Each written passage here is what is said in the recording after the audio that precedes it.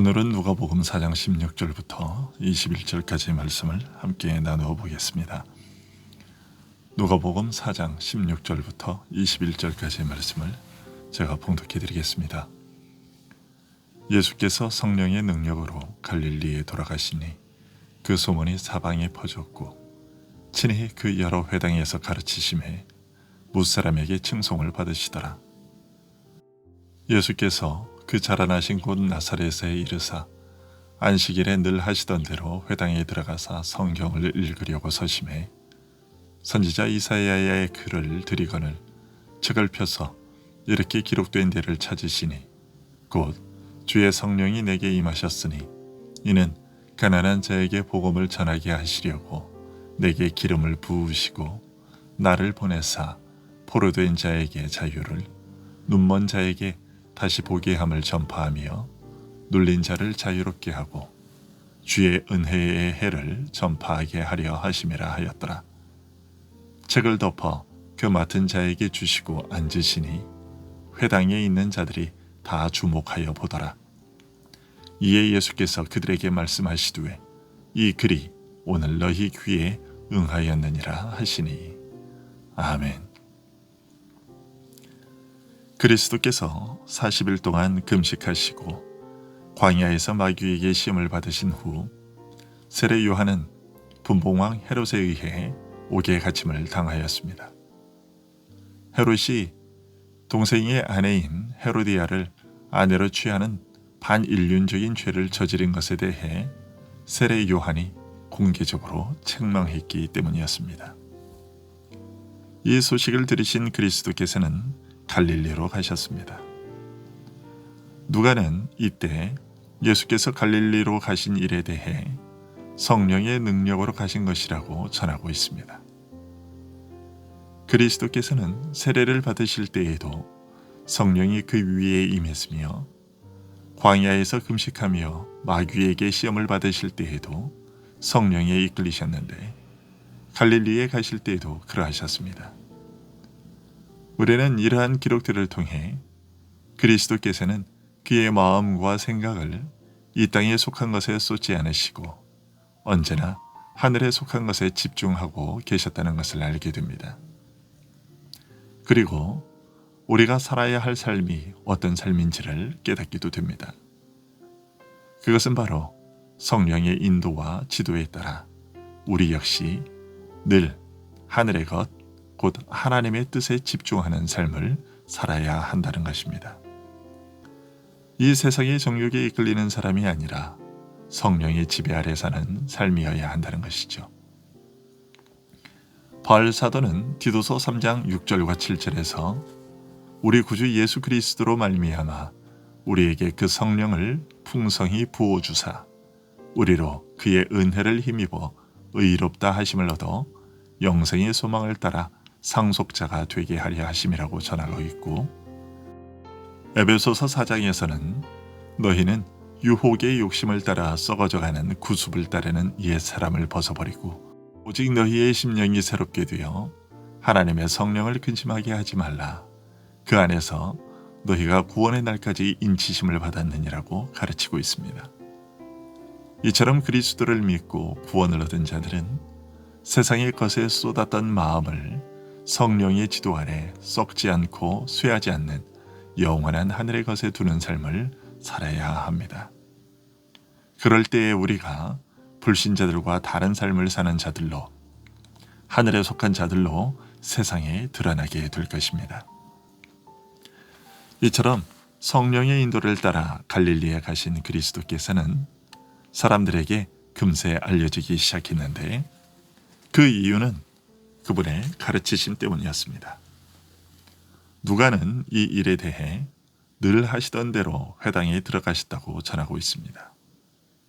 이 기록을 통해 우리는 그리스도께서 길거리에서 사람들에게 복음을 전하셨을 뿐만 아니라 기회가 허락하는 대로 교회의 통상적인 질서를 지키셨음을 알게 됩니다. 그 당시에 교회는 타락해 있었고 혼돈의 상태에 있었으며 형편없이 부패해 있었습니다. 그럼에도 불구하고 회당에서 말씀을 선포하고 가르치는 일은 지속되고 있었으며 그리스도께서는 교회의 이 통상적인 질서를 부정하거나 엎어버리지 않으시고 그 질서를 따라 안식일마다 회당에서 말씀을 낭독하시고 그 말씀을 가르치셨습니다. 우리는 이런 기록을 통해 무교회주의, 즉 교회의 회집을 불필요한 것이라고 주장하는 것은 잘못된 주장임을 알게 됩니다. 비록 교회가 타락하고 부패한 상태에 있었음에도 우리 주께서 안식일마다 회당에서 사람들에게 말씀을 전하고 가르치셨다는 것은 오늘날에도 교회가 부패하고 타락한 상태에 있을지라도 성도들은 안식일마다 선포되는 하나님의 말씀을 듣기 위해 함께 모여야 한다는 것을 알려줍니다. 이것이 안식일을 제대로 지키기 위해 요구되는 가장 우선된 일입니다. 하나님께서 자기 백성에게 안식일에 일하지 말라고 명하신 것은 그들로 하여금 그날에 빈둥거리며 휴식을 취하게 하기 위한 것이 아니라 반대로 하나님의 역사들을 묵상하는 연습을 하게 하시기 위한 것이었습니다. 주님은 안식일마다 회당에서 말씀을 선포하고 가르치심으로써 이런 사실을 친히 알려주셨고 그래서 사도들 역시도 이것을 그대로 실천했습니다. 사도들 역시 안식일마다 회당에서 말씀을 선포하고 가르쳤던 것이죠. 바울 사도가 골로새서 2장 16절에서 절기나 초하루나 안식일을 이유로 누구든지 너희를 비판하지 못하게 하라 라고 말하면서 안식일을 구약의 그림자 중에 하나로 언급하고 있지만 그것은 안식일에 해야 할 일을 폐하거나 부정하는 것이 아니라 안식일이 가지고 있는 의미를 이해하지 못한 채 단지 노동의 유무 자체만 생각하며 율법적으로 안식일 준수 여부를 논하는 것을 비판한 것이었습니다.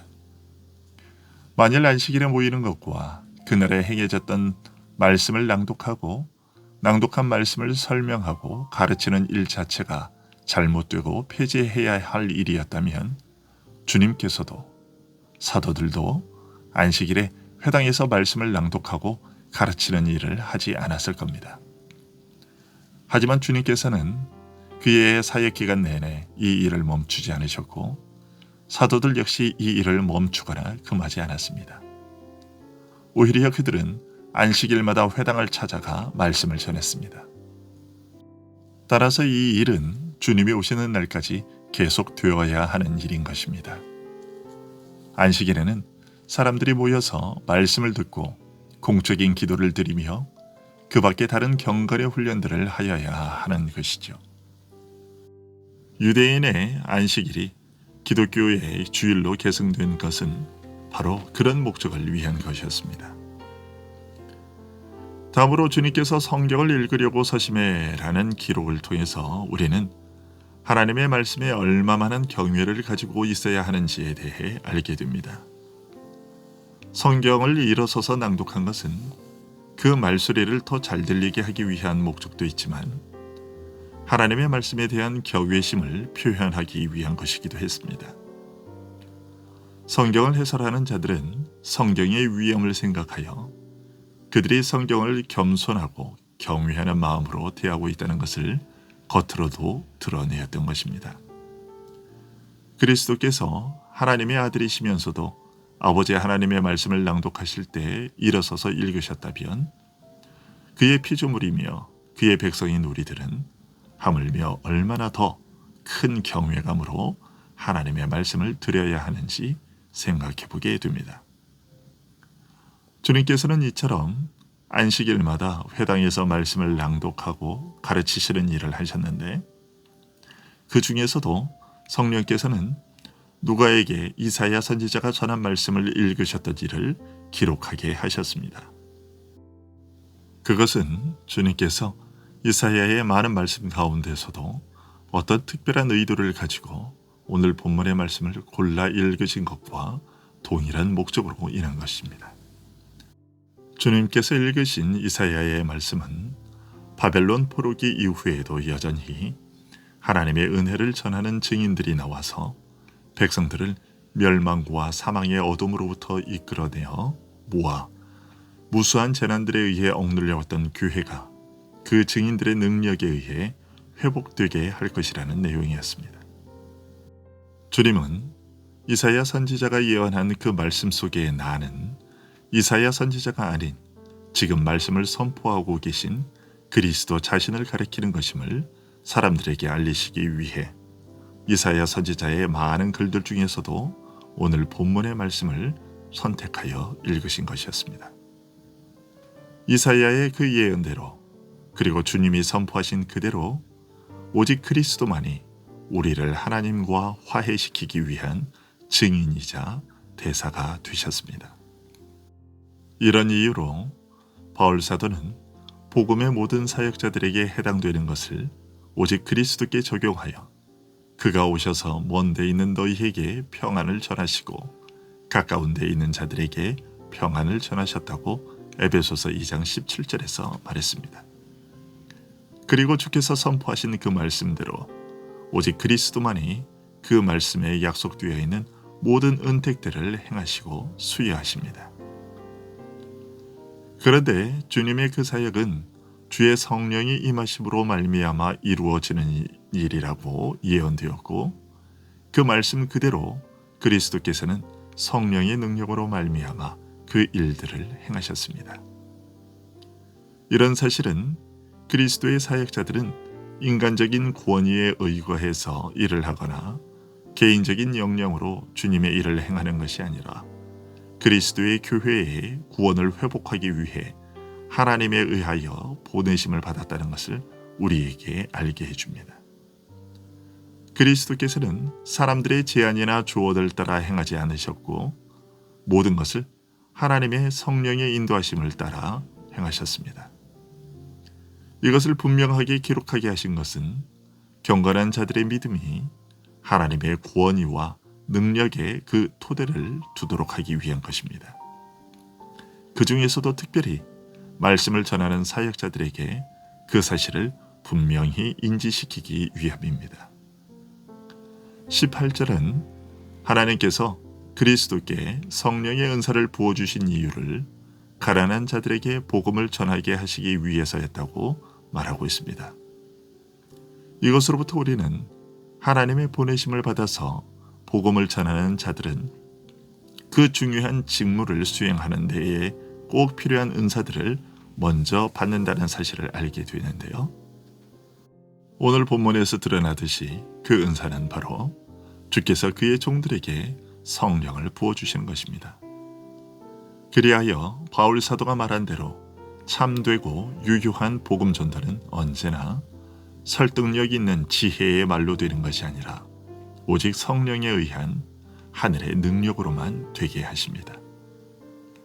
그러기에 말씀을 전하는 자나 듣는 자 모두가 언제나 성령의 능력을 덧입기 위해 기도하는 자들이 되어야 할 것이고 그로 말미암아 죄에 억눌렸던 우리들의 영혼이 자유함을 입고 하나님의 은혜를 더욱 풍성히 누리는 인생을 살게 됩니다.